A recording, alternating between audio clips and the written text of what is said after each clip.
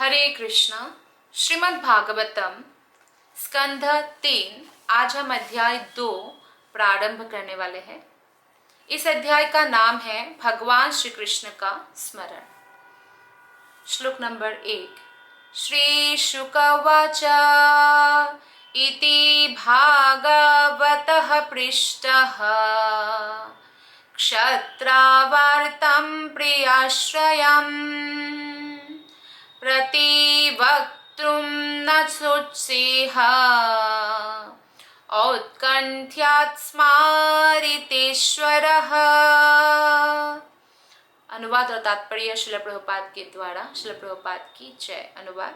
श्रील सुखदेव गोस्वामी ने कहा, जब विदुर ने महान भक्त उद्धव से प्रियतम भगवान श्री कृष्ण का संदेश बतलाने हेतु कहा, तो श्री भगवान के स्मरण से अत्यधिक विह्वलता के कारण उद्धव तुरंत उत्तर नहीं दे पाए। तो उद्धव का प्राण है भगवान श्री कृष्ण। ऐसे तो भाई लगते हैं, पर उद्धव जानते हैं कृष्ण कौन है। तो भगवान श्री कृष्ण से विरह उद्धव के लिए बहुत कष्टकर है, और भगवान ने उद्धव को आदेश दिया था कि अब वो लीला समापन करने वाले हैं, तो उद्धव को बद्रिका आश्रम जाने के लिए आदेश दिया था। तो उसी समय विदुर जी उनको यमुना के तट पर मिलते हैं और भगवान कृष्ण के बारे में और उनके परिवार के बारे में पूछते हैं। तब क्योंकि भगवान का स्मरण निरंतर करते हैं उद्धव, और उसमें अत्यधिक विह्वलता के कारण वो तुरंत उत्तर नहीं दे पाए, थोड़े रुके। श्लोक नंबर 2। यह पंसहायनो मात्रा प्रातराशाय याचितः तन्नेच्छद्रचयन् यस्य सपर्यां बाललीलया। वे अपने बचपन में ही जब 5 वर्ष के थे तो भगवान श्री कृष्ण की सेवा में इतने लीन हो जाते थे कि जब उनकी माता प्रातःकालीन कलेवा करने हेतु बुलाती तो वे कलेवा करना नहीं चाहते थे। तो अपने जन्म से ही उद्धव भगवान के सहज भक्त थे, भगवान श्री कृष्ण के, अर्थात तो नित्य सिद्ध थे, मुक्तात्मा थे। वो बचपन से ही स्वाभाविक अंतः प्रेरणा के कारण भगवान श्री कृष्ण की सेवा करते थे। वो भगवान कृष्ण के स्वरूप वाले गुड्डों से खेला करते और उन्हें वस्त्र पहनाते, खिलाते, पूजा किया करते, क्योंकि भगवान की जो बाल लीलाएं हैं वो तो यशोदा माता के आंगन में हुआ है। तो कृष्ण के स्वरूप वाले गुड्डों से खेला करते हैं। तो आजकल भी जो माता पिता बच्चों को बहुत सारे टॉय लाके देते हैं, उनको कृष्ण टॉय के साथ खेलने के लिए उनको ट्रेनिंग करना चाहिए, जब माता पिता को ही बच्चे फॉलो करते हैं। तो ऐसे बहुत सारे भक्त के परिवार हैं जो अपने मंदिर में गौर निताय, राधा कृष्ण या जगन्नाथ सुभद्रा बलदेव रखते हैं, तो वही टॉय बच्चों को खरीद के देते, तो बच्चा अपना मंदिर बनाते। तो जैसे जैसे माँ और उनके पिताजी करते हैं आरती करना, भोग लगाना, तो वो भी ऐसा ही करते हैं। तो इससे क्या होता है, भगवान से एक आत्मीयता बचपन से ही डेवलप हो जाता है। आप श्रील प्रभुपाद के पिता को देखिए, तो उन्होंने भी प्रभुपाद को दिया था, और प्रभुपाद बचपन से ही राधा कृष्ण से बहुत आकृष्ट थे और बहुत सिंसियरली जगन्नाथ रथ बनाते थे उनके पिता, और उसमें जगन्नाथ सुभद्रा बलदेव को बिठा के बच्चों का रथ यात्रा निकालते थे अपने गांव में। तो इससे बहुत आसक्ति होती है, और ये भौतिक नहीं आध्यात्मिक आसक्ति है, जिससे भवबंधन खुल जाता है।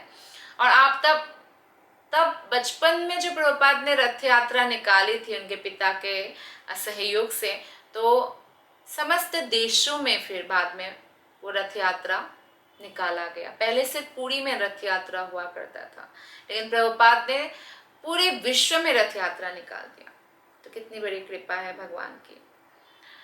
तो ये मुक्तात्मा का लक्षण है कि वो भगवान की सेवा में ही लगे रहते हैं। और कभी कभी माँ, जब उद्धव के माँ उनको खाने में बुलाती तो भी वो नहीं जाते, वो भगवान की सेवा में लीन रहते थे। तो मानव जीवन भगवान के साथ अपने नित्य संबंध को पुनर्जागृत करने के लिए होता है, और सारे धार्मिक आदेश जीव की इस सुप्त अंतः प्रेरणा को जागृत करने हेतु होता है। यह जागृति जितनी जल्दी हो सके उतनी जल्दी ही मानव जीवन के उद्देश्य की पूर्ति होती है। भक्तों के अच्छे परिवार में बालक को भगवान की सेवा करने का बहुत सारा अवसर मिलता है।